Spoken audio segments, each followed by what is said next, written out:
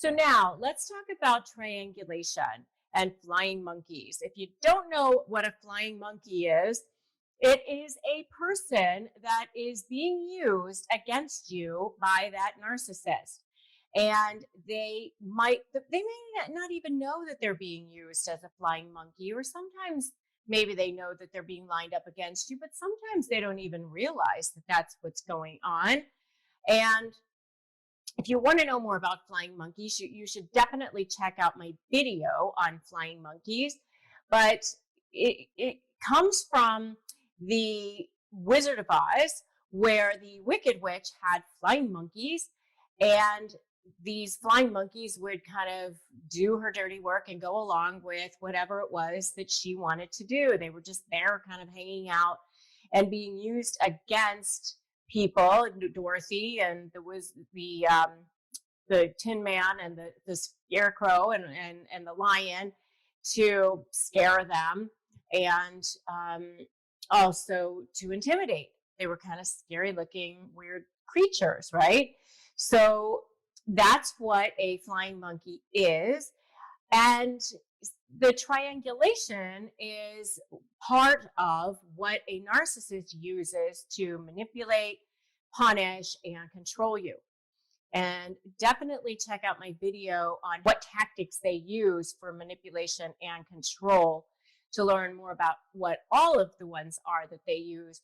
But when you're dealing with a narcissist, especially during the discard phase, then flying monkeys are going to start getting lined up. But they start lining up the flying monkeys even while you're in a relationship with them. Both of the narcissists that I had to deal with were doing that. And it was one of those things when it was happening to me that I could feel that these narcissists were talking about me to people they thought would, hurt me, or that it would be especially powerful to have them be against me in some way. And I could feel it, but I didn't know exactly what was going on. I certainly didn't have the terminology of flying monkey or triangulation or even narcissism. I didn't even know that these people were narcissists yet.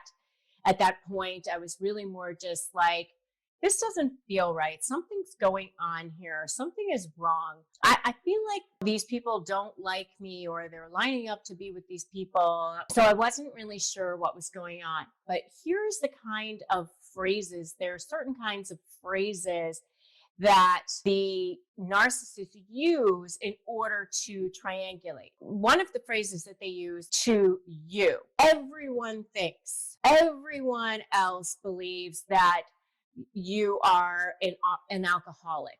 Everyone knows how difficult you are. Everyone knows how great I am. Everyone thinks that I am successful.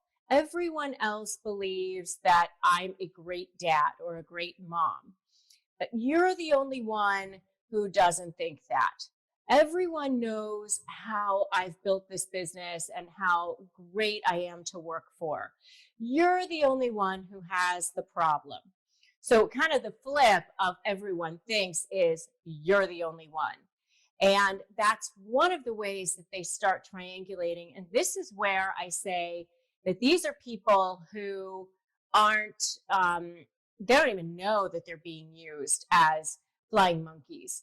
But it's a term meant to gaslight you, trying to make you think that you're crazy, is that everyone thinks you're the only one that thinks that. The second one is always. So they go and they tell people, she always says this about me, or she's always drinking too much. He's always late for picking up the children, always. So they use words like always to make it seem like it's just a constant thing. And, these are things that might have happened once. I mean, there might have been one time where you were late, either to work or to picking up the kids or whatever. And now this person is going to characterize this as this always is happening to other people. They'll say that sort of thing. So basically what's happening when they are trying to triangulate is they are trying to get this person to give them credibility, to give them validity, and also make you feel bad. So it's kind of like a double thing that they get out of this is they get this credibility, which bolsters their ego, which feeds their narcissistic supply. And coupled with it also makes you feel intimidated, makes you feel bad, hurts you in some way, makes you think that you're crazy and you're the only one, or makes you think that all these people are lining up against you and everyone is on their side and not on your side, or especially people that mean something to you. And if you have seen this and you have been a victim of this and you know that this is not okay, give me a not okay in the comments. So the next one that they use is even. And how they use even is like, even the worst person in the world knows that fill in the blank. Even my crazy ex never acted as bad as you. Even your mother doesn't like you. Even the people on the street were looking at you and seeing how unhinged you were. Even the drunkest people at the party saw how your behavior was so bad. Things like that. So even is another way that they start to triangulate. And they might even say it to other people, like as they're talking bad about you, even that, the neighbors saw that or heard them screaming or heard him or her doing something or whatever. So these are the types of evens that they'll use for other people to try to line those people up against you and make you feel like, even the biggest scum of the earth is seeing you and judging you or is better than you in some way. So the flip side of all of these words can also be used as well. So, every time or always can always be never. And no one thinks instead of everyone thinks. The idea is really just to try to make you feel like you're on an island alone, that no one else thinks the way you think, that everyone else believes that the other person is wonderful. You're never going to get anywhere. You shouldn't even bother to try.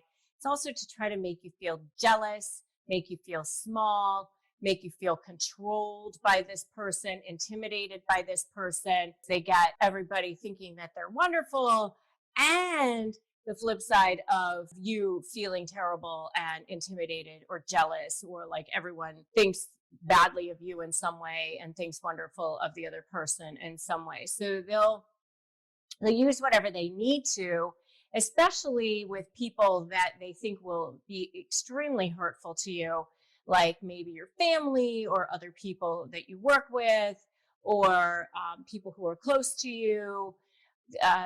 Anybody who they think that they're really, really good at finding the weak spots, the people who might fall for what it is that you're going to say. One of the things that I noticed when I was dealing with a family member who's a narcissist is that this person would go up to the other person and act like the victim. Like, I've tried so hard and, they're just not kind to me. They're not good to me. And then the other person would come back to me and my husband and say, oh, maybe you could try harder, or maybe you could give this person another chance, or, because obviously that person who's now become a flying monkey has no idea what the history of the relationship was, or the kinds of things that had been done. They only know the sad story, the victim story. Covert narcissists are especially great at this. This is why I really just have a massive disdain for covert narcissists. If you want to know more about covert narcissists, check out my video on covert narcissism in relationships. I go into much, much deeper information about that. But they're especially good at playing the victim. And, oh, this person who is much more powerful than me was able to take advantage of me, and it's not fair, and life isn't fair. And so that's another way that narcissists use as a method of triangulation. So, what happens when a narcissist realizes that you refuse to be controlled? Well, first of all, narcissists need control because it protects their identities and their fragile egos. They are underneath very actually afraid of you. They're actually more afraid of you than you are of them. And I say that all the time. And I think a lot of people don't believe me, but that's true.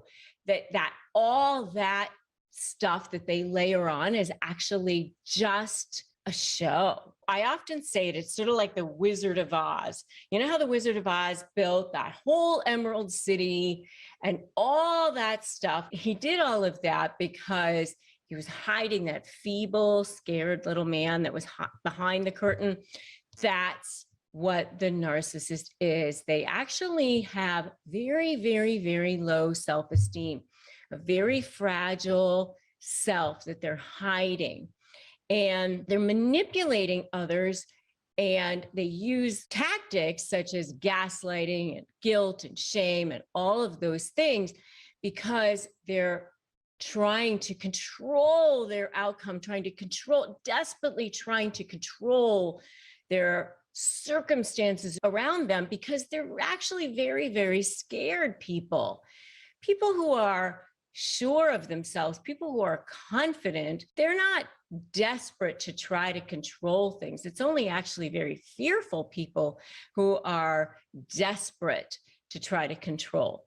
So knowing what narcissists are doing to try to control their victims or their targets will actually help you feel more educated, and it'll actually help you understand what's going on.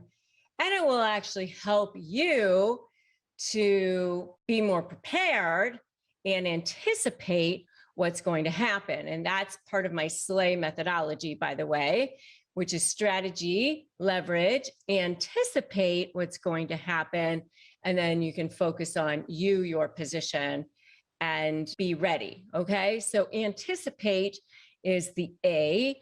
And once you understand what's happening, you can anticipate what's going to happen. So understanding it will actually help you.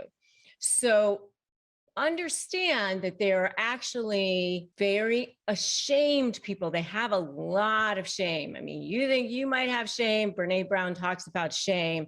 They have more shame than anyone else. I mean, they are shame personified. They're like one big shame donut. So they use control and manipulation as a way to try to keep their kingdom intact. And you notice they build a kingdom around them and they don't really stray from that too much. Okay, so they do know exactly what they're doing, and they are aware in some ways of their toxic behavior. And you know that they're aware because they know how to behave in certain situations. They know how to love bomb you to get you to do what they want in the beginning. They are aware of that. Okay, so what happens when they realize that you refuse to be controlled? We're going to go through 7 things. So number 1, you're going to see that narcissistic rage. I mean, because they have that narcissistic injury, which is that fragile self that they have. And once that scab is picked at, then that narcissistic rage is just beneath that surface, and that will come flying out. And that can come flying out in a couple of different ways. For an overt narcissist, you can see aggressive outbursts. And depending on how overt they are, you can start to see stalking or violence, or even threats of violence, threats of stalking, that sort of thing. For a covert narcissist, they might be a little bit more passive aggressive.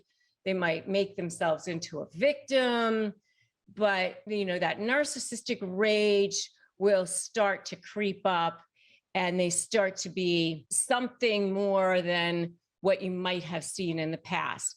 The heat will start to turn up. So that is the first thing that you'll see. The next thing that you start to see, and this is, all part of that discard phase, you start to see the birth of the smear campaign. By the way, and I have mentioned this in the past, the birth of the smear campaign can start to happen long before what you start to perceive as the discard phase. Sometimes you see the three main phases of a narcissistic relationship. It's the love bombing, the devaluing, and the discard. And I've often said this before as well. It's not linear. They do go back and forth between these phases. And when you are going to negotiate with the narcissist, you have to understand that even in the negotiation phase, they will still go back and forth between these phases, because they will want to rely on using these phases to see what will potentially work for them. Even with the love bomb, by the way, don't confuse love bombing with true love. But I do want to say, you will see that birth of that smear campaign potentially start happening even before what you perceive the discard phase to be. They start embedding pieces of smearing long before the breakup actually happens. And so they might have started lining up flying monkeys or their army of people by starting to say things against you and about you long before you realize there was even an issue, because they realize, hey, you might discard them eventually, or they may want to discard you eventually. So they start getting people on their side. And so they start saying things about you even long before. And by the way, the flying monkey may not even realize that they're being recruited. And I think that that's an important piece, that the flying monkey may be just being love bombed by that narcissist too. That's something that wasn't necessarily clear to me at the beginning either. They might just be oblivious to the whole situation too. The other thing that I think that is important for you all to understand as well is that these phases are not necessarily just in intimate relationships or romantic relationships. The narcissist uses these tactics and interacts the same way, whether it's a business relationship, a romantic relationship, neighbors, friends, family, whoever it is, they are the same. They interact the same way, regardless of who they are interacting with or the type of relationship that it is. And what I mean, by the way, when I say they start saying things about people long before the discard phase, they don't necessarily even say, oh, that person is a bad person. They might actually even say it in a way where the flying monkey thinks that they're saying something in the spirit of caring. So they might say something like, oh, I'm concerned for so-and-so because they had too much to drink last night, or I'm concerned for so-and-so because of how they're behaving, or something like that, where it makes it seem like they're worried about you, but they're really embedding a smear. So it seems like they're a good person. So that's number 2, is the smear campaign. Number 3 is they might just do a disappearing act. They may just ghost you. They may just stop talking to you altogether. So that's number 3. Number 4, I alluded to a little bit in the narcissistic rage piece of it, but it garners its own piece. And that's number 4, and that is stalk you. This is where potentially could get violent. I have seen situations, especially as an attorney, especially what I call the malignant narcissists, who have no care or concern at all about potentially ruining your life. So stalk you, or even file motions or file things against you where they might just actually say things against you that are completely false, fraudulent. I have actually seen narcissists file things against people that are just absolutely heinous and horrible, accuse people of child molestation or something like that, but stalking you, saying things against you, that sort of thing. So this is where a totally malignant narcissist might just completely try to control the target by just full out doing whatever they want to try to show their target or show their victim that they'll do whatever they need to ruin the other person's life completely. So that is number 4. Number 5 is public humiliation. So this is where the narcissist might just go public with whatever they know about the other person by saying things about them, such as intimate details about the person's sex life, maybe, or intimate details about maybe their gambling habits, or things about them that, should they be made public, it would definitely be very embarrassing for the other person, or could be very damaging for the other person. Certainly things about that other person that the other person would not want other people to know.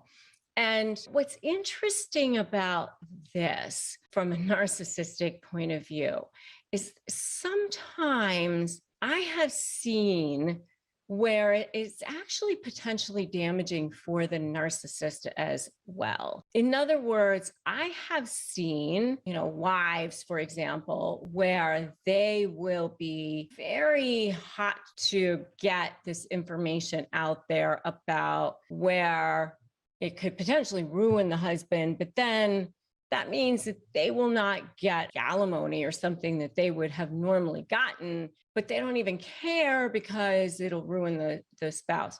But yet that means that that person will get fired, or that nobody will want to hire that person anymore because it will ruin them in that community, but they don't even care. Like, it will actually hurt them too. It's their own undoing as well. But they don't think it through. They don't think it all the way through when they go through with this whole public humiliation. But that's number 5. Number 6 is the lying and denying. And that is where they just will lie and deny about anything and everything. And that's, something that narcissists just do anyway.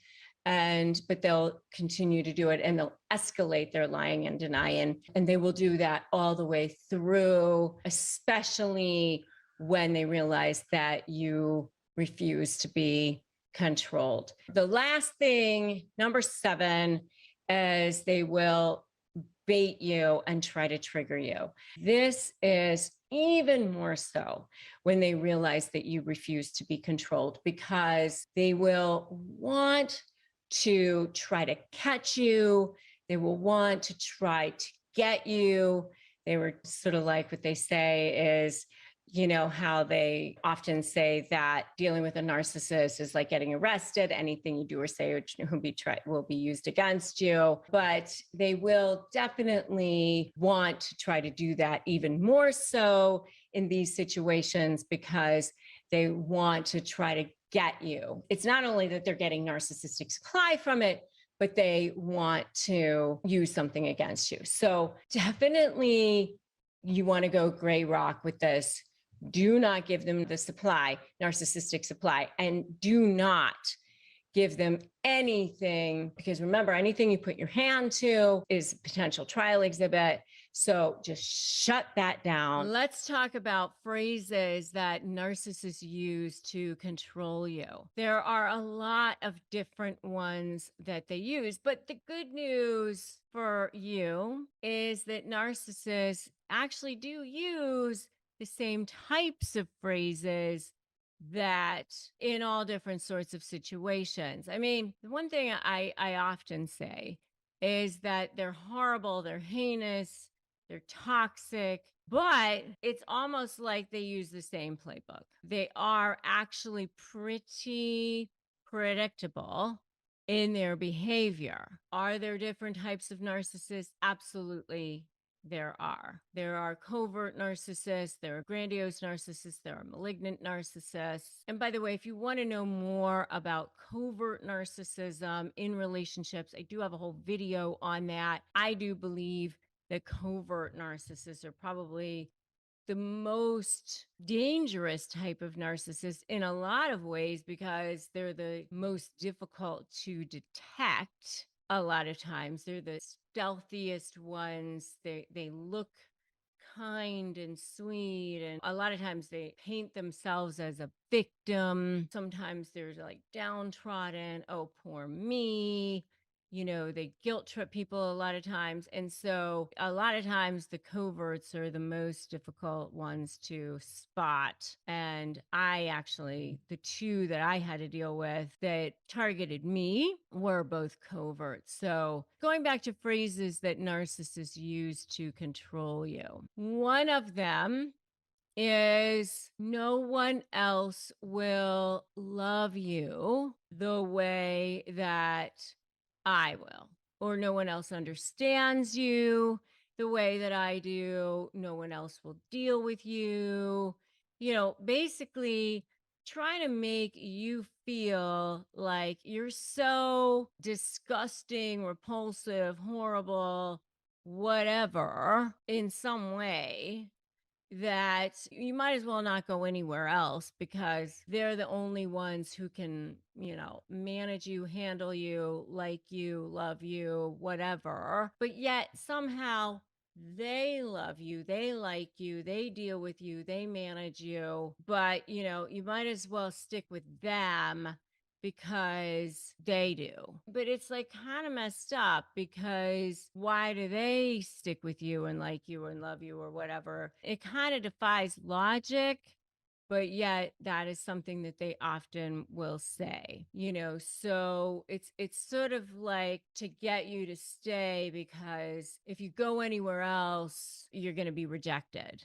You'll be alone. You'll be isolated. So you might as well stick with this person who's basically mentally, psychologically, and spiritually abusing you. So that's number one. Number two is they talk in absolutes. Everyone else thinks this, or no one else thinks that. Like, basically to try to get you to believe that whatever it is that you think is just stupid, dumb, ridiculous, not based in reality. If you're trying to make a point to them about something that you think, usually about something about them, they'll try to use this collective who the hell knows who. You don't even know who everyone else is, or no one else is,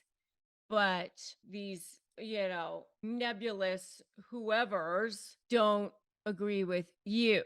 They all agree with the narcissist, whoever these people are, but it's meant to try to make you feel bad. It's meant to try to make you feel like your opinion is completely discredited, invalidated, means nothing, and therefore you shouldn't have it because, whoever their flying monkeys are, they all are lined up with them and against you. So that's another kind of phrase that narcissists use to control you. Another type of phrase that narcissists use to control you, and there are going to be several of these. We're going to go into the types of phrases that narcissists use within the gaslighting realm. By the way, I do have a whole video on how to shut down gaslighting, which you should definitely check out as well. But so these are the types of phrases that narcissists will use to make you think that you're crazy, because gaslighting is meant to make you think that you're crazy. It's meant to make you feel like whatever it is that you're thinking isn't true, to make you question your mind, to make you question your reality, to make you question what it is that you believe that you saw or you heard, or what you're seeing isn't what you're seeing, or what you're hearing isn't what you're hearing, or what the conversation is that you believe took place isn't what you took place. Your feelings aren't your feelings. That's what gaslighting is. So they will say things in the gaslighting realm such as, you're oversensitive. So you're oversensitive is to invalidate your feelings. So if you are feeling hurt about something that took place, then they'll say you're oversensitive. You shouldn't be hurt about that. That's meant to invalidate your feelings. Another gaslighting phrase is something like, we talked about that, and this is what we agreed to. You agreed to this, don't you remember?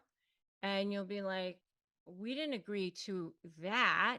We never had that conversation. We agreed to this, or that conversation never took place at all. They will change the details of a conversation, or they'll basically say that you agreed to something that never took place whatsoever. That's total gaslighting. You'll say, you said this, and they'll say, I never said that. I never said that at all. Again, that's gaslighting. They'll say things like you're delusional when you're trying to say something about how something took place, or how you're feeling about something, or your perception of something that's happening. You're delusional. I mean, that's totally meant to just say you're crazy. I mean, that's straight up gaslighting.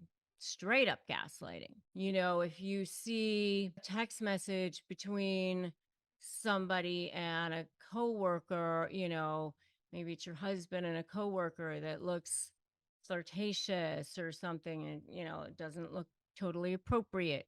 You're just jealous. And it turns out maybe you weren't just jealous. Maybe there was something going on between them. That's all gaslighting. Those are all gaslighting types of phrases. They're designed to make you think that you're crazy. Another type of gaslighting is in conversation, where you're trying to have a conversation with them, and you'll say, I want to talk to you about, these text messages that I saw.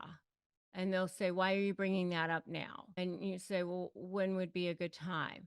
And they'll say, oh, I don't like your tone. Well, I didn't raise my voice. Yes, you did. You just raised your voice. And now I can't talk to you because you're raising your voice at me. And now you can't get to the point of it because they keep interrupting you about that. Oh, now you just interrupted me. Oh, now it's about this. Oh, now it's about that. And you can never get to the actual point of the conversation because they keep talking about other things. And, they'll bring up something else, or they'll bring up something else, or they'll bring up something else. Again, project, deflect, lie, deny. If you've seen any of this so far, I'd love to see it totally in the comments, because I'm sure that you guys have seen some of this so far. Okay. And then the next kinds of phrases that narcissists will use to control you are what I call guilt trip phrases. Guilt trip phrases. And you will definitely see this with covert narcissists. This is so much, because of the victim mentality with covert narcissists.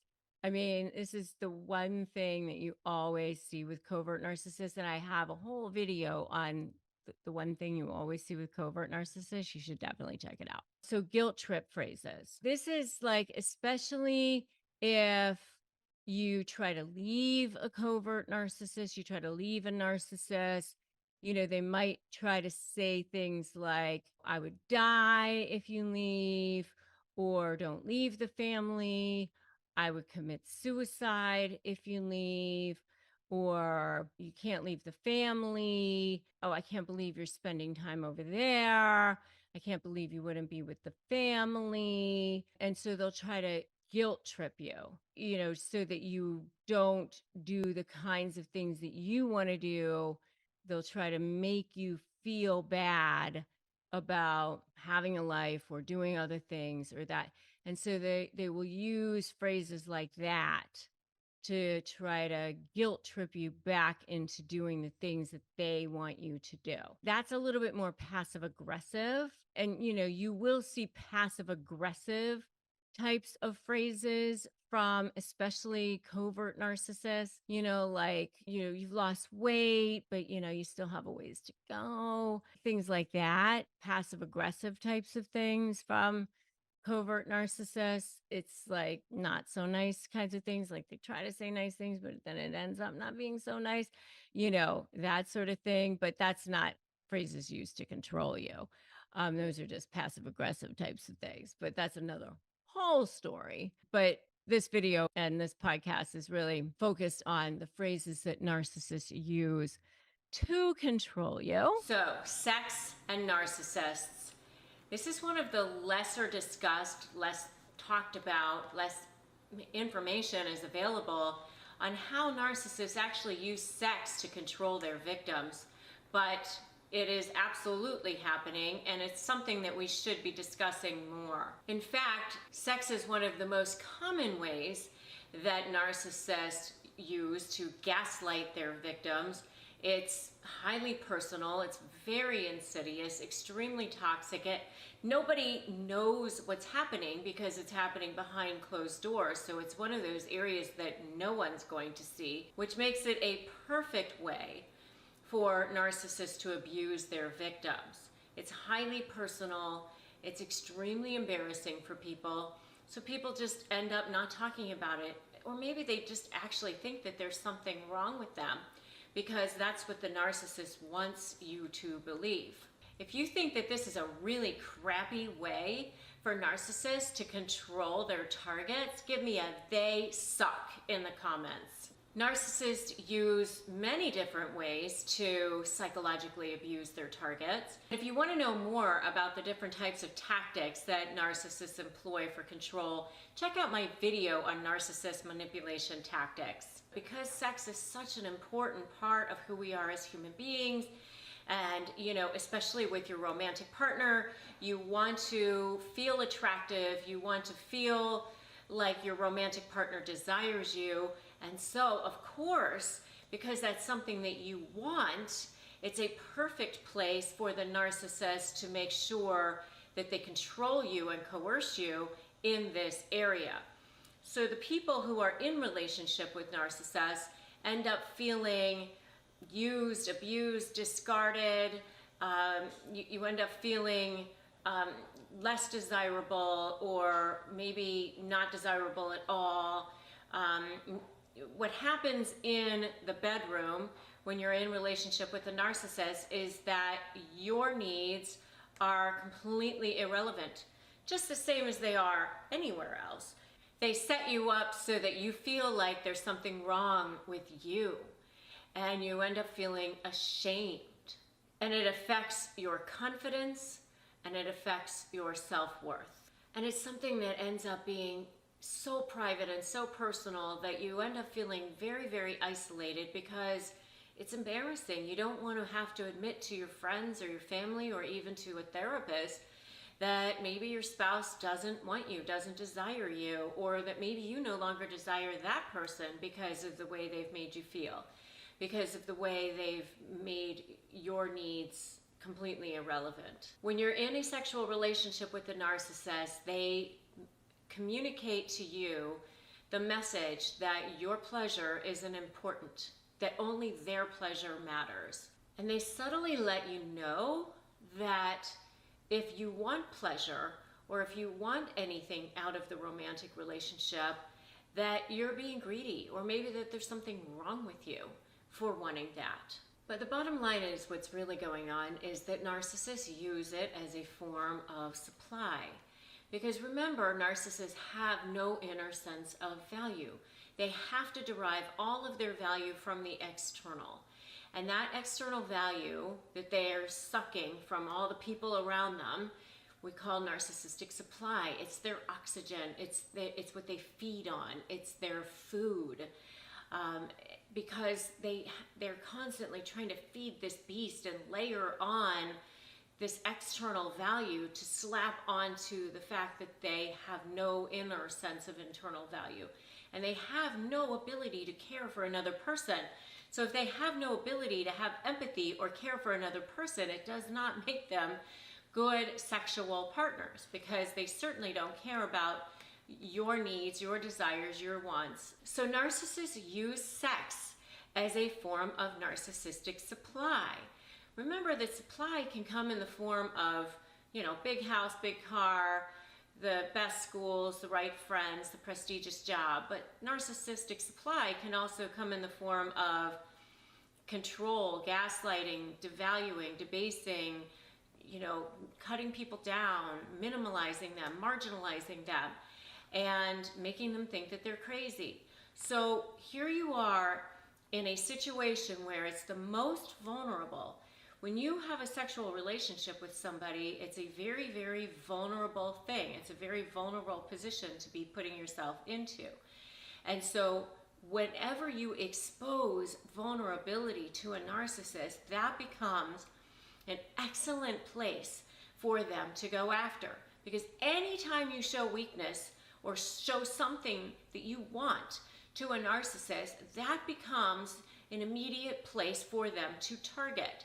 They're always looking for weaknesses, always looking, trolling, looking for ways to control people.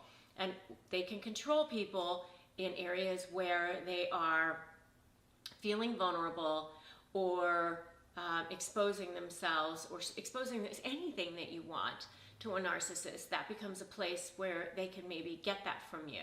And so when you're negotiating with a narcissist, it's the same thing. You never let on exactly what it is that you want, and you try to steer them away from that because you know that that's the one thing that they're going to go after. But in a sexual relationship, you can't really play those games as much. I mean, you're in a sexual relationship, so you want to feel desirable. You want to feel like your partner wants to give you pleasure, and vice versa. That's the whole basis of a sexual relationship. But when you're in partnership with a narcissist, you're never going to get that. Just the same as any of the relationship with the narcissist. The sexual part is actually just one component. It's one more area for them to gaslight. It's one more area for them to control. One more area for them to make you feel less, for them to devalue you. But it becomes very, very personal. It hurts way down into your soul because you don't feel desired by the one person you want to feel desired by. So it actually manifests itself in a number of different ways, which we're going to cover in parts 2 and 3 of this series. This is such an important topic that I decided to do it in 3 parts. And today was just the first part where we're just kind of giving you the basis of what's really going on in a sexual relationship with a narcissist. And I'm going to give you 5 signs to make sure that you can avoid being used by someone, because I want to make sure that you can avoid being used by someone, if you think that you're being used by someone and you're in these situations, I know I've been used by people. I still feel when that's happening to me at this point, and especially now in my life, it's never fun when that happens. And narcissists are very, very well known for this.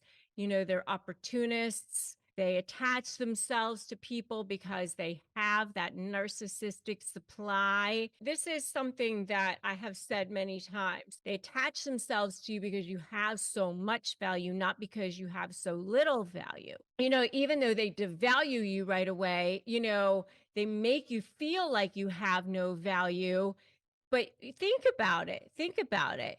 Why would they have attached themselves to you if you had no value, right? I mean, they're not stupid. They attach themselves to you because you had so much value. It gives them this feeling of power to manipulate and exert control over somebody that they think is powerful, right? The more powerful you are, the more powerful they feel when they exert control over somebody who has power, right? They do want to use people that have a fair amount of power as well. So they're going to use you to get where they want to go. If you're no longer useful to them, then they'll just drop you. It's sad that that's the way it is, but they're kind of like vultures who they look to see, is there any more meat left on the bone?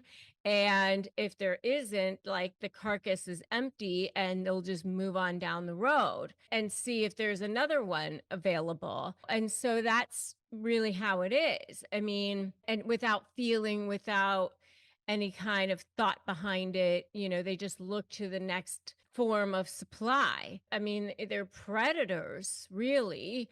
And it's a form of survival for them. And you can't look at it personally, you can't take it personally, because something happened in their childhood that caused them to feel this way, that caused them to shut off their emotion, that caused them to deal with trauma in that way. And there's all sorts of psychological reasons behind it, but you can't save them, you can't fix it. I always go back to the 3 C's. You didn't cause it, you can't cure it, you can't control it, all of those things, right? And so don't think you can hang around and fix it, because you can't. You're just going to deplete yourself and empty yourself in the process. You're just going to end up sucking your soul in the process. And they might want you to fix it. You might want to try to fix it, but it's this black hole, this empty hole that, you keep pouring yourself into, and it's empty and dark and bottomless pit on the other side,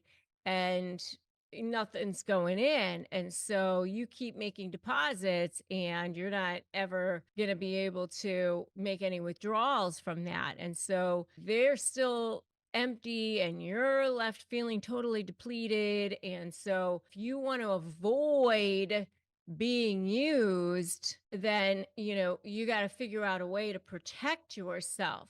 So, in this video, what I want to do is give you 5 ways to avoid being used by these narcissists, by these vultures, by these predators, so that you don't end up in these situations anymore. All right. So, number 1 is, when you see how these people behave, believe them the first time. Maya Angelou's talked about that. But when you see how they behave, believe them the first time. I'm so guilty of this. I am so guilty of this. Giving people more chances. And then when they future fake you, when they say, oh, I've changed and all these other things, I believe them. And I've sat there and listened, and I think that they're sincere, and I believe that they want to change. And I've listened to the sob stories, and I have this bleeding heart, and I'm an empath myself, and I've allowed myself, that's like fool me once, shame on me, fool me twice, shame on you, that whole thing, whatever it is, that's what it is. And you've got to be so vigilant about that. And it is hard. It's so hard to do that. But if you really want to avoid being used, when you see how people behave, believe them the first time, really believe it, put yourself there. And number two is set standards for yourself and do not lower them no matter what. Defend your light with your life and understand, like, this is the type of person that I want in my life, period. I want a person in my life who has integrity, who does what they say they're going to do when they say they're going to do it, and does high quality work, or is the type of person who doesn't compromise their morals, whatever it is that you want in your life. And then that's it. And when you see that they're not that kind of a person, just decide that they're not your people. I'll tell you what, one of my favorite things to say is stop trying to make not your people, because some people are just not your people, and that's okay. Not everybody has to be your people. And the older I get, the more I realize that that's just really going to be okay. If you really want to get narcissists to respect you, the more confident you are, the more they will respect you. I'll tell you that right now. And I do have a whole video on this is the only way to get a narcissist to respect you. And I have a whole bunch of ways to get narcissists to respect you. In that video, definitely check that out. Number three, a number three way to avoid being used is don't look at people's potential. You just have to look at the here and now, look at the facts of who the person actually is. Don't say, well, I think they could be a good person. I think they want to be a good person. I think they're striving to be. I think they're getting better. Nothing like that. Look at the here and now, look at the facts. Don't look at the potential of who they possibly could be. You really want to avoid being used by somebody. Don't look at the potential, look at who they actually are. Look at the evidence in reality. Number four is integrity is everything. Integrity is everything. Integrity is the foundation of everything in life. I always say integrity is one of my love languages. It should definitely be one of yours as well. If you really want to make sure that you avoid being used, if you really want to actually have a great life in general, hold yourself to account for everything that you do in life. Hold the people in your life to account for everything. And if you keep your word on what you're supposed to do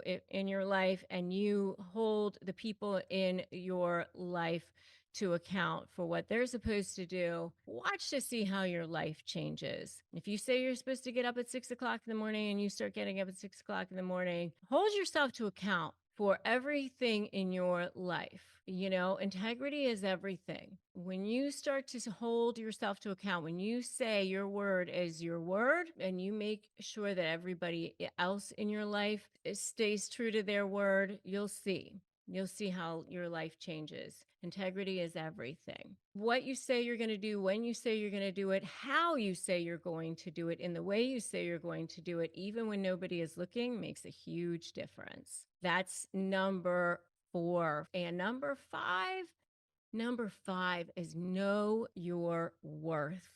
Know your worth, and then stick to it. This is one of the hardest. This is one of the hardest for a lot of people, internally. Know your worth, and then, really, really stick to it, and not allow people to disrespect you, and just really feeling that inner value, knowing that you are whole and complete as you are. We're going to be talking about flying monkeys. Flying monkeys are a big part of what narcissists use. And especially when you're looking at negotiating with narcissists, which is what I specialize in, they use their flying monkeys for all sorts of things. So, what is a flying monkey and why do they need them? What do they use them for? So, a flying monkey is a third party. They could have one or they could have multiples of these flying monkeys, but it's a third party that narcissists use to inflict abuse upon their target. So they're lining up these people to try to help them abuse you. And most often, the flying monkeys really have no idea that they're being used as a pawn in their whole entire scheme to try to make you, the target, feel worse. So, while I'm going to go a little bit more into the flying monkey thing, I just wanted to run over here and give a little check and see where you guys are calling in from and who we have here. So, and remember that I'm going to do the Q&A again on Tuesday at noon. So you'll want to make sure that you check that out as well. But if you guys have any stories about flying monkeys, I'd love to hear that, and just go ahead and give that to me in the chat. So I'm checking that out now. So I see somebody here from London. Hi, Sully from Florida. Deborah from Arkansas. Thanks for joining in on me. So I want to hear, have you guys been dealing with flying monkeys? So flying monkey, the term actually came from the Wizard of Oz. And the wizard in the Wizard of Oz, the Wicked Witch had her flying monkeys around her when she was in her like little lair or whatever she was in. And they didn't really have any thought. They just lined up with the Wicked Witch. And so that's what narcissists do. They line up these people so that you, the target, either think that you're the only one that thinks this way, because that's one of the things that narcissists use to kind of control you, is to say, you're the only one that thinks that. And so they will line up these flying monkeys to believe what they believe so that it reinforces the fact that you're the only one that thinks that way. You're the only one that believes that. You're the only one that doesn't see how great they are. You're the only one that doesn't see how generous they are. You're the only one that doesn't have respect for them.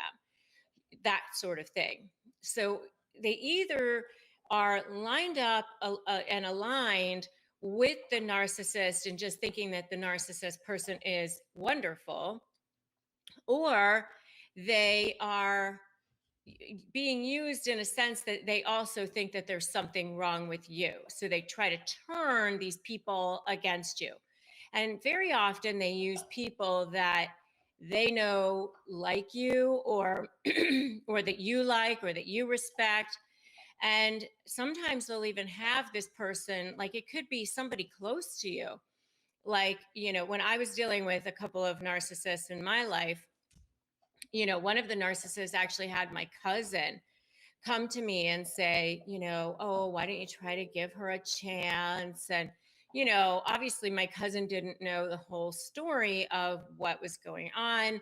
And so here my cousin is being used as a pawn in this whole narcissistic scheme to try to abuse. And just looking to see how many of you have been dealing. So Annie says, I've been dealing with exes and flying monkeys related to parental alienation, and he is the narcissist. Exactly. So they line you up, their narcissists up to think that you are a bad parent, and sometimes they start this whole campaign of denigration against you long before the divorce happens. Sometimes they start planting these seeds,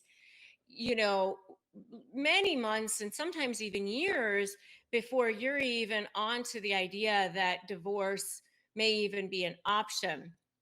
So they might start saying things like, oh, so and so had a little too much to drink, at the party last night. I'm really worried about her. And this is like maybe 6 months before the divorce even gets started. So that once the divorce starts, that person can go, well, I told you that she had a problem with alcohol. And then they start trying to use that against you as, obviously, you're not a fit mother because you have a problem with alcohol. Everybody knows that. I just had a conversation with Carol down the street. She was concerned about you because of your drinking problem. And you're sitting there thinking, I have one glass of wine a week. I don't even know what you're talking about. That sort of thing. So that's the kind of thing that they'll do with their flying monkeys. They use them in their pawn as a pawn in their overall scheme of psychological abuse. And during a divorce or even a breakdown of a partnership or any kind of situation where you're trying to separate yourself with a narcissist, and especially if you're getting ready to go negotiate with a narcissist, they are going to want to use these flying monkeys as a method of leverage against you so that you feel more scared, so that they take more control over the negotiation process. So I'm just looking to see what some of you guys are saying. Anne says that's exactly what he does. Lizzie says, my employees are flying monkeys for my narc husband, so sick. Well, and the employees for a narc husband are a perfect place because they're being paid by that guy. So it behooves them to say, oh, what's going on? Okay, we'll line up and go get behind the person who we are employed by. So now, even if you had a great relationship with your husband's employees, they're like, well, I know my bread is buttered on this side, so sorry, can't talk to you. And then it makes you feel even more alone, more victimized, more isolated, more crazy. It's a method of gaslighting because, here comes these third parties who are saying things to you about what happened in a particular situation, and it didn't happen that way. So you're being gaslighted now, or gaslit, by a third party. So these are like the minions, the henchmen of the whole narcissistic play. And when you are separating from a narcissist in a divorce or a business setting, it even gets worse. It's like they're on steroids. Whatever their worst case scenario was before, it's 100,000 times worse when you're trying to separate out from them, because when you're dealing with a narcissist, you're either for them or you are the enemy. Even when you're in a relationship with them, the slightest little slight is a massive, huge thing, and it all becomes about, you don't respect me, you don't love me, you don't do enough for me, all this stuff. And all you did was say, hey, how come you didn't take out the trash or whatever? It becomes this massive, huge thing. So just imagine now they are no longer getting this narcissistic supply from you, that whatever it was that they felt they were getting from you and why they were in a relationship with you in the first place, that supply source is being threatened. So now they're just coming after you, and they come after you not just themselves, but try to line up people so that they feel that they're bolstering up their ego. And I have this whole army of people who believe what I believe, who think that you're crazy, that I'm amazing, and that you're the one that has the problem. So it's a method to make you feel even worse. So I just volunteered for an insanity test. I go in on Thursday. I'm taking them all to court. Well, taking them to court is probably a good way of turning around that. Remember, I talk about how you want to make sure you're going on the offensive when you're dealing with narcissists. If you are in a situation where you're divorcing a narcissist, or you're trying to dissolve a business partnership or negotiate with a narcissist in any format, you're going to constantly feel like you're on the defensive, constantly feel like they're coming after you. And and all you can do is like deal with that fire and that fire and that fire and that fire, and you don't stop to breathe. It's almost foreign to you, to think, oh, I can actually have a strategy here and turn this around. I can actually go on the offensive and have them be the one defending themselves. It's such a foreign concept because throughout the entire relationship, they've tried to exert this coercive control over you and have you almost believing like as if you're in a cult or something, like that you can't ever get what you want. You can never turn this around. And I'm here to tell you that you absolutely can. They can have 100 flying monkeys, a whole army of people outside. It doesn't really matter. What matters is what happens in that negotiating room. And when you go in to mediate your case or you go in front of a judge, they're not going to have all these flying monkeys in there unless they want to parade 100 witnesses in there. But you can also parade witnesses in, and trial gets expensive. So I do highly recommend that you try to have enough leverage that you can use in settlement discussions. But even if I've seen cases settle at lunchtime at trial. So even if you have to wait to use your leverage until you get to trial, you can still definitely turn it around. Never think that it's too late for you. Always try to turn it around as much as you possibly can. So I just want to check out a couple more of your comments. Catherine says you're awesome. Thank you, Catherine. I think you are so awesome too, and I'm so glad that you're here. So, all right. Well, very similar to Scientology. I mean, it is a form of brainwashing, and if that's what you mean as far as the Scientology. I mean, I don't know that much about Scientology, so I don't want anyone to think that I'm besmirching Scientology, but I'm assuming that that's what you are saying. I mean, it is a form of brainwashing what they do because they are trying to get some form of control over you. So, John says, explain supply. I am going to explain narcissistic supply in one of my next ones of these, but just very briefly, I'll just say that narcissistic supply is anything that feeds the narcissist's ego. So it could be money, compliments, it could be exerting control, devaluing, judging, debasing people, putting them down, all that sort of thing. Anything that feeds the narcissist's ego.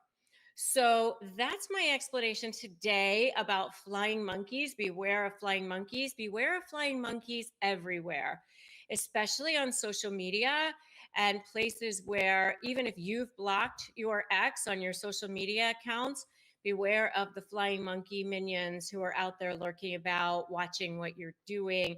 And also be careful about who you're talking about, the narcissist too, because they have spies everywhere.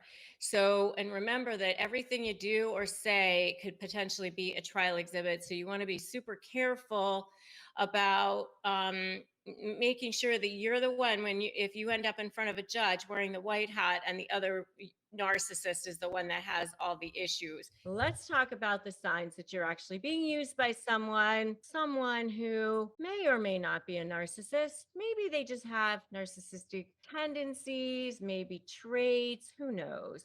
I mean, I've been there, not by husbands or, whatever, but definitely in a business situation and definitely by a particular family member who shall remain unnamed. And I've had to actually draw very specific boundaries too. Unfortunately, it's very sad, actually, very sad. It's very sad when you've had situations like that. I mean, it's not what you want, but it is something that you have to deal with sometimes. And it's painful. It's very painful. So, what happens is you're a good person and you try to be a caring person and you think that you're a generous person, and then people take advantage of that. And, that's what happens with me. And you think that the people are going to appreciate your kindness and your generosity and your goodness, and they don't necessarily end up appreciating that. So I just want to say, like, you want to just make sure that if you are the type of person who are kind and generous and good, just make sure that you only allow people in your world who deserve that. I have a good friend who says, no icky people under the tent. Defend your light with your life. There's a saying by Rumi, and I'm going to butcher it, but it's something like, seek those who fan your flames. Only allow people who are going to be throwing logs on your fire, not dousing it with water. So, what are signs that you're being used by someone? Well, they're not interested in you. Number one, they only want to talk about themselves. They don't want to talk about you. They tell you all about their stuff all the time, and then you go to talk about you. They're not interested. Number one. Number two, they always want something from you. And then they're super nice when they do, but they're not so great otherwise. They're like, oh, really nice. They're not asking for something from you. They're not so great otherwise. So that's number two. Number three is, you really got to like get still sometimes to know this, but your spidey sense is telling you something is off. Listen to your gut. I had this when I was dealing with the narcissistic person in a business situation. I knew right from the beginning that something wasn't good. I didn't listen to it. I have a friend who says that, sometimes you take those red flags and you turn them pink. Like you just see them, but you don't listen to them. And you start defending. Well, they have a bad situation. Well, something's going on with their personal life. They apologized. Your spidey sense is telling you something's off, but you don't listen. It's number three. Number four, it's one sided. They're always talking about themselves, not you. Number five, they're not respecting your boundaries. You tell them, don't sit on that. You tell them, don't touch that. You tell them, don't show up at this time. Don't call me at this time. Don't talk to those people. They're not respecting your boundaries. Don't ask me about that. They're not respecting that. That's number five. The next one is they make you feel less about yourself or devalue you, like you have to defend yourself all the time. And by the way, don't defend yourself. I have a whole video on that. When you defend yourself, you make yourself look like a victim, and that's not good. You don't want to do that. Just check out that video. All right. And the next one is that you're always coming to their rescue. They always want you to rescue them. The next one is that they're always asking for favors, but they don't say thank you for it. And if you agree so far, give me an amen in the comments. Just say amen, like totally, right? The next one is they guilt you into doing things so you can't say no, but then you start feeling resentful. I mean, I know for me, when I was dealing with a covert narcissistic person in business, I started feeling resentful because I was doing basically everything. And then this other person was taking credit for it. To the world, it looked like maybe it was like a 50-50 type of a thing, but I was basically doing everything. I really started feeling resentful about that. So if you're starting to feel resentful, it's probably not a good situation. You don't want where you're just like inputting, and you're not feeling either appreciated or valued, but they're kind of guilting you into doing things all the time where you feel like you can't say no. And then the last one is that they're breaking promises to you. They're saying that they're going to do things and then they don't do them. They don't do them on time. They don't show up on time. That's an integrity issue.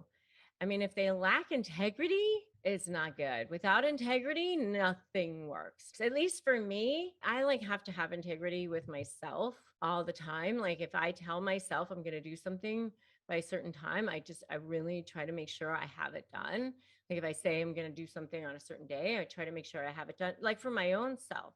So if I promise somebody I'm going to have something done by a certain time, I really try to say I'm going to have it done by that day. And then even if I can't have it done by that day, I at least send them an email saying, oh, I know I said I was going to have this done by today, but this is what happened. So I'll have it to you by tomorrow.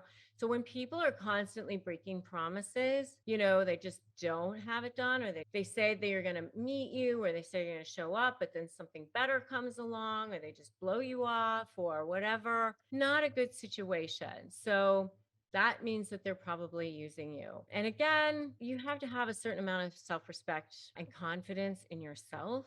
It's all about you defending your light for yourself. You know your value. Now, if you're dealing with a narcissist, which I'm sure you probably are, or you wouldn't be watching this video, then you know what it's like, and almost nothing you think could possibly shock you about them because they're just heinous and awful to deal with. But there are some things that will absolutely shock you about narcissists. So hang on and let's get started. So the famous author Gore Vidal actually once was quoted as saying, "You can always spot the narcissist in the room. It's the person who's better looking than you." He was joking, of course, but the best jokes always have, that grain of truth in it. So the narcissist is the person that wants you to believe and wants to convince you that they're better than you in every way and that you are somehow less worthy than they are, have less value than they do, because that's what they really want you to believe. But the first thing I want you to know is the first shocking fact about narcissists, and that is how many of them that there are. So I'm going to go through some facts with you that I think are pretty shocking. One is that approximately 6% of the population has actually been diagnosed with narcissistic personality disorder. And so if there are 360 million people in this country and 6% of them have been diagnosed with narcissistic personality disorder, that's 19,500,000 people. And if each one of those people just narcissistically abuses 5 people in their lifetimes, that's close to 100 million people. So just think about that. And if you apply that same formula to the population of the world, which is 7.5 billion, are you ready for this? 6% of 7.5 billion is 450 million people, okay, that have this narcissistic personality disorder. And if you actually overlay the number of people that lack a conscience or are actually sociopathic as well, then you are up to 697 million people who lack empathy or without a conscience or have narcissistic personality disorder. And if each one of those people just emotionally abuses 5 people in their lifetime, which is probably a low number, then you're actually talking about the potential damage of over 3.4 billion people. Yes, this is the secret global pandemic. And I just want to give a shout out to my friend Bree Bonche, who is the licensed clinical social worker and the designer host of Narcissistic Abuse Support Day, which takes place on June 1st of each year or somewhere around there. And I will actually drop a link below if you are interested in signing up for that free webinar that she hosts every year. I will be taking part in that this year. So that's from Bree Bonche. So that's fact number 1 that I think is absolutely shocking. The next thing that I find absolutely shocking about a narcissist is that it has nothing to do with genetics. It has, well, very little to do with genetics is what they think. It has everything to do with childhood. And the other shocking fact about their childhood is it doesn't necessarily come from trauma. Yes, it can be from having a traumatic event or things happen in their childhood, but it can also be from having parents who were actually overindulgent with them and gave into them too much or told them how amazing they were in every way. But here's the really key thing about that is that they were praised constantly for the things that they did externally, and they weren't given any sense of feeling valuable on the internal. And that's the thing about narcissists is they have no internal sense of value. And so if they were raised in an environment where everything was about the external, how did you look, what kind of grades did you get, then they might have been ended up being raised with this feeling of a lack of internal sense of value. And so that I think is actually pretty shocking as well. The other little thing about their childhood is that all children are sort of narcissists, as well as especially teens. And so, it's part of the development of the human brain and the human emotions to, start to develop a sense of yourself by being kind of narcissistic and feeling that the world revolves around you. And it's very common for 2-year-olds to think that, or even 15-year-olds or 16-year-olds. So the thing about narcissism is that while it starts in childhood like that, it actually can't be diagnosed until one becomes an adult. And number 3, the shocking thing about narcissism is that it's actually not necessarily an unhealthy thing. Just like a lot of other things with personality types, and narcissism is a personality type, it's actually a trait. Unlike some other mental disorders, the thing with narcissism is that we all kind of have an element of narcissism in us. We actually all want to feel seen, heard, and know that we matter. And we actually all want to be validated by people. And so there's a continuum of narcissism that's partially healthy. It's when it gets into the illusions of grandeur and when you're actually feeling no sense of empathy for another human being, and you devalue, degrade, and discard other human beings to the point of emotional abuse that you're actually inflicting on these other human beings. That's when that level of narcissism has risen to a level of being unhealthy.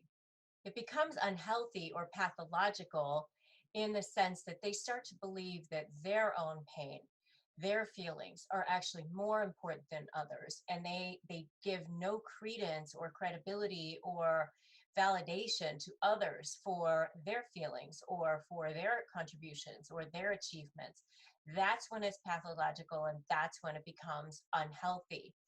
So, and that's where you start to look at the scale of what a narcissist actually is. And I have a video on Am I Married to a Narcissist? And I actually go through the seven different personality traits that psychiatrists look at when they are actually trying to determine whether or not somebody is a narcissist or not.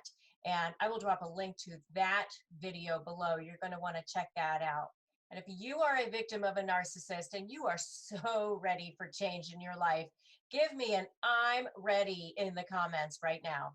The fourth most shocking thing about narcissists is one of the things that I actually found the most shocking when I really started to learn about narcissists, because I had to deal with them so much in my law practice. And that is, they're actually the most scared, most insecure, most fragile personality on earth. You are actually so much stronger than they are. You're the stronger one. You're the more secure one. They know that, and that's why they were attracted to you in the first place, because remember, there's this symbiotic relationship between narcissists and empaths. And I talk more about that in my video on the covert passive aggressive narcissist. So you're going to want to check that out. And I will drop a link to that below as well. But just remember that you are probably an empath, because that's what narcissists are mostly attracted to. They want the person who has the qualities that they don't necessarily have. And they glom onto you and they just kind of drain the life out of you. But that's what's happening in these relationships.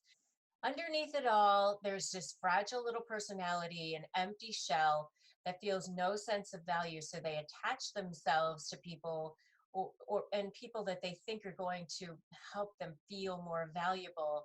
And so they need an endless amount of supply, and they try to get that from that person. They're tremendously insecure. They're tremendously afraid of being rejected or abandoned.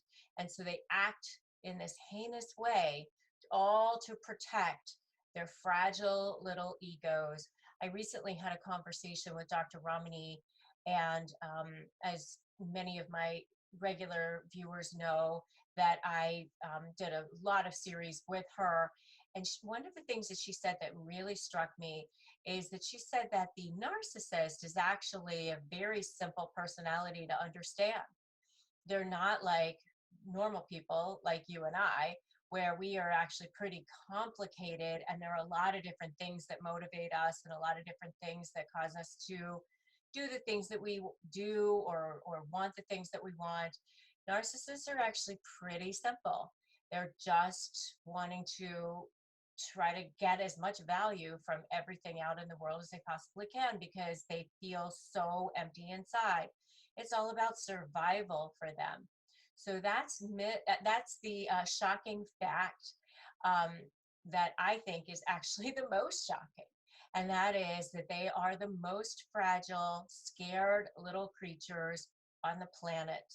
And number 5, this is the best one, and this is where I come in, and that is that they can be motivated.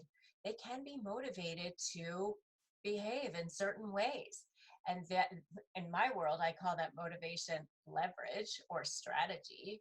And if you create enough leverage and you create a strong enough strategy, and you're anticipating what the narcissist is going to do and focusing on you and your case, which is my SLAY strategy, leverage, anticipate, and focus on you, then you will be able to get them to behave the way you want them to.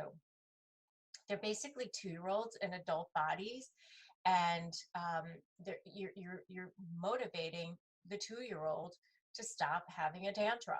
So when 2-year-olds have tantrums, they fall on the floor, they scream, they yell, and they're really just testing. They're testing the parents to see how much they need to scream and yell in order to get what they want. And narcissists do the same thing. They're testing you, they're testing your boundaries, they're testing you constantly.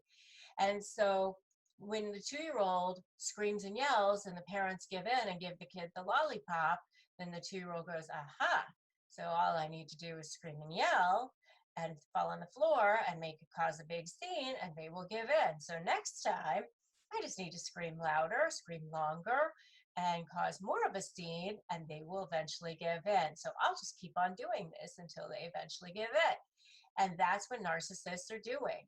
And so you have to kind of implement what we call a behavior modification system for narcissists and go, I'm not going to do that anymore. I'm going to do something else. I'm going to actually motivate you into behaving the way I want you to behave. Here's the little kind of thing about narcissists that I also think is sort of maybe shocking fact number 6, and that is that they do know what normal behavior looks like, because they play the part. You know, they may not be able to feel any empathy for you, and they may not be able to give you emotionally what you want, and they may be act absolutely awful and emotionally abusive, but they do know what good behavior looks like. That's how they were able to love bomb you in the first place, in the first phase of the narcissistic relationship. Remember, the narcissistic relationship is love bomb, devalue, discard. And they do sort of vacillate back and forth between all of those different stages of the relationship. But just remember that they do know what they are supposed to do. So you can actually create enough leverage and enough motivation to squeeze them into behaving the way you want them to. And that, to me, is a positive, shocking fact about a narcissist. Okay. So let's talk about when that narcissist just will not let you go. How do you get them to stop? Well, first of all, don't panic. We can get them to let you go. We can get them to do that. You're trying to shake them off. It's like, get off me, right? Get off me. You want to cut off that source of supply. I have been there, by the way. not in a romantic situation. It was a business situation for me. And I mean, once they've attached themselves to that source, that host, they're like a parasite or a leech, and they've got themselves a good source of supply there. They do not want to let it go. And I had that situation myself, and it was very, very difficult to, shake that. I had to do it and I got it done, and you can get it done too. But you basically have to let the narcissist know that there ain't no more source over here. You got to go get it somewhere else. Supply is their lifeblood, it's their food, it's their oxygen. Remember, they didn't attach themselves to you because you had so little value, even though they've been devaluing you for so long. That's like the great big wool that they've been pulling over your eyes all this time. Really, they attached themselves to you because you were a great source of supply to them. They don't want to let that go so easily. They really need all the forms of supply that they can potentially keep their hands on. So they're not going to let it go very easily. So really what you're trying to do here is let them know that there's nothing here for you anymore. This cupboard is bare. You're going to have to go find it somewhere else. So how do you start doing that? You have to slowly shift the conditioning, because what happened at the beginning of this relationship is they conditioned you and you allowed yourself to be conditioned. And so this dynamic was set up where you became a good source of supply to them in whatever way the relationship began, whether it was a business relationship or a personal relationship. Believe me, I know, because I was in a business relationship with one. And so I became a source of supply for this person, thinking I was going to be a good person and I was going to show this person how kind I was and how generous I was, and actually how much value I could bring to the relationship. And the more value I brought, the more supply I brought. And the more that person was like, oh, yeah, I'm never letting this one go, even though they devalued and passive aggressive and horrible, all of that stuff. And you think, why would I ever want to stay in a relationship where this person was so terrible? But, I digress. Anyway, so you need to shift that conditioning, because they think that you're not going to leave, or they think that if they act a certain way that they're going to be able to pull you back in. If they act up, if they start maybe having a rage or devaluing you in some way or having a tantrum, that they'll be able to pull you back in. So you're going to have to become immune to those things and be okay with the fact that they're going to do what they did to try to get you back when you start to cut off that source of supply. Okay, so number one, first, stop being triggered. Stop being triggered. Do not show emotion. Any emotion that you show is going to give them supply. So when the texts come in, when the emails come in, when you have those conversations, when you have those interactions, no emotion, right? And by the way, I have a whole video on how to respond to text messages. So you should definitely check that out. It's really good. Really good. I give you lots of very specific text responses and how to respond. It's really super good. So definitely check that out. So wherever you are, don't get defensive, no explanations, just the facts. Almost like you're reporting the news, like you're a robot almost.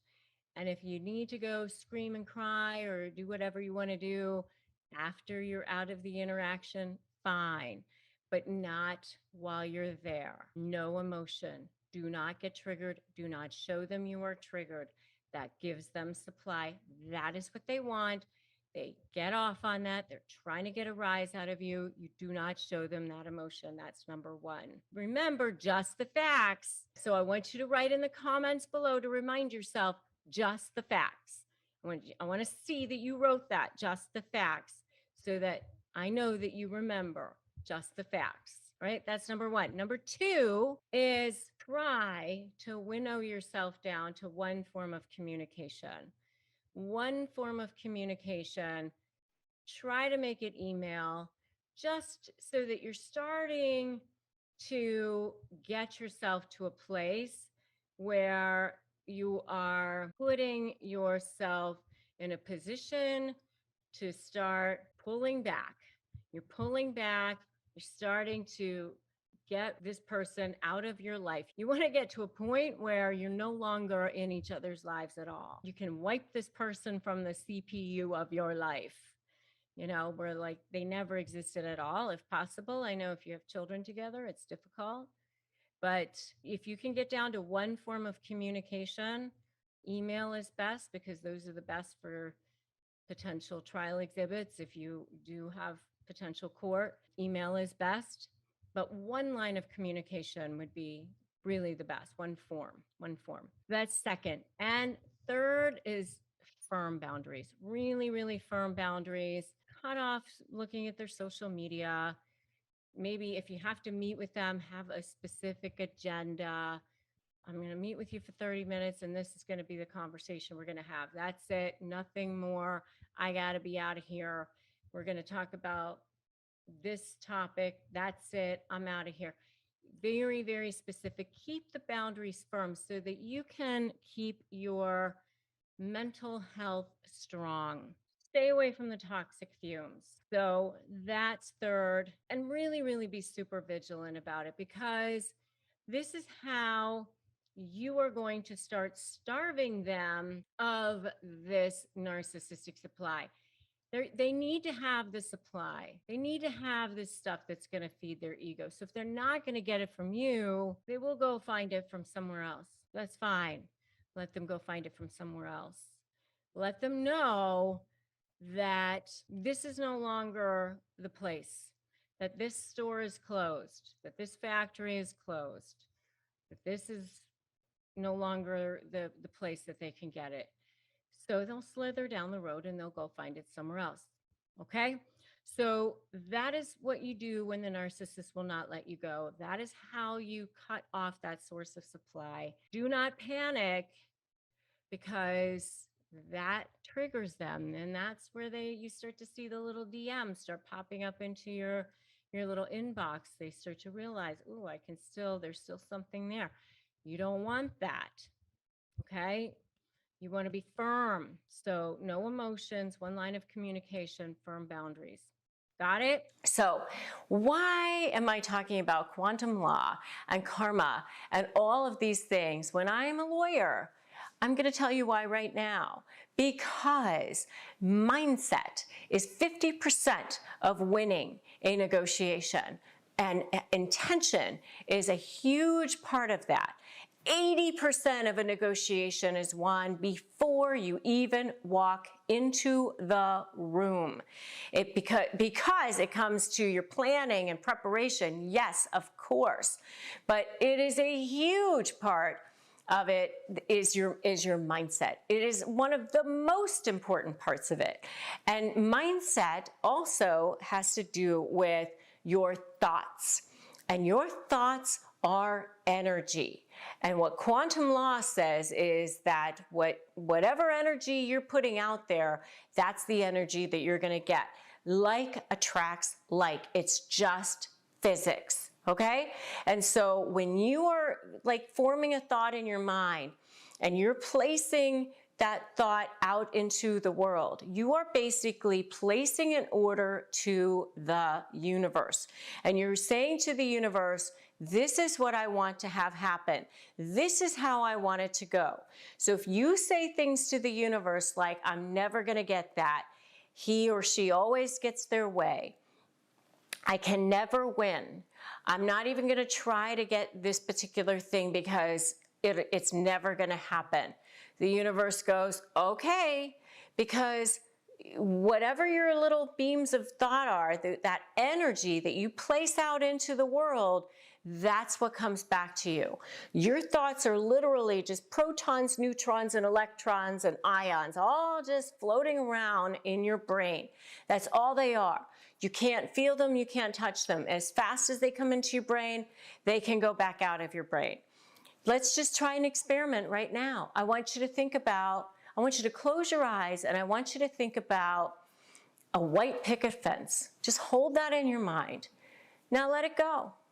Is it still there? No, it's not. It's gone.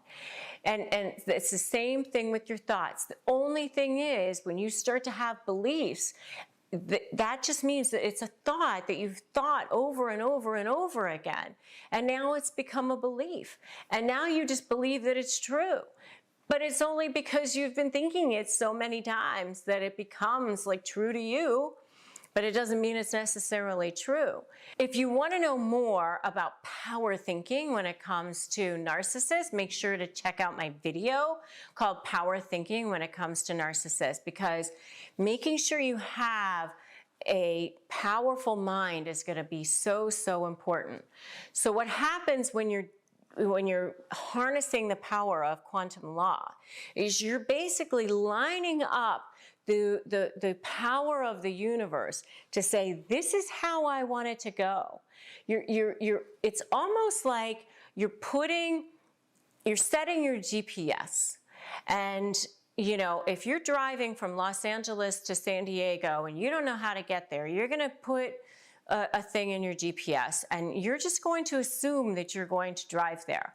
At no point do you go, well, maybe I'm going to get there, maybe it's going to happen, maybe not.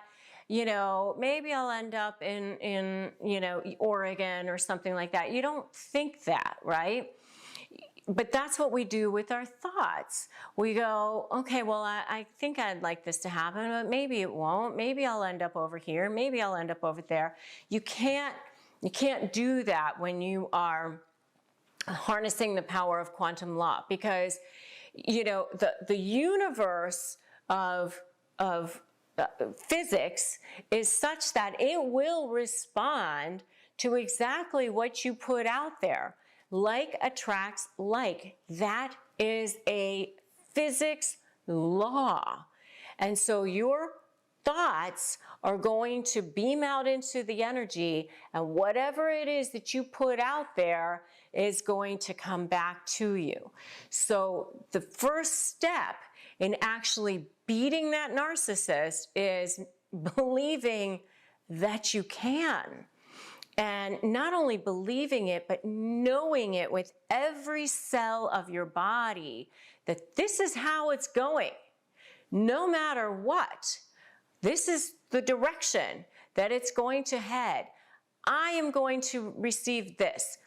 I am going to let them know that I am more powerful. They are going to see that they are no longer the more powerful one, that they are no longer the one who's controlling me. I am the one who's in control. I am the one who's in control of my thoughts, my life, my outcomes. And then that's how it ends up going to go. The universe wants to respond to you. It absolutely is at the ready.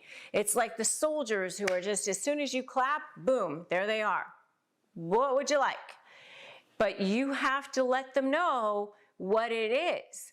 Because if you say, I'm never going to win, I shouldn't even bother to try, then that's how it's going to go.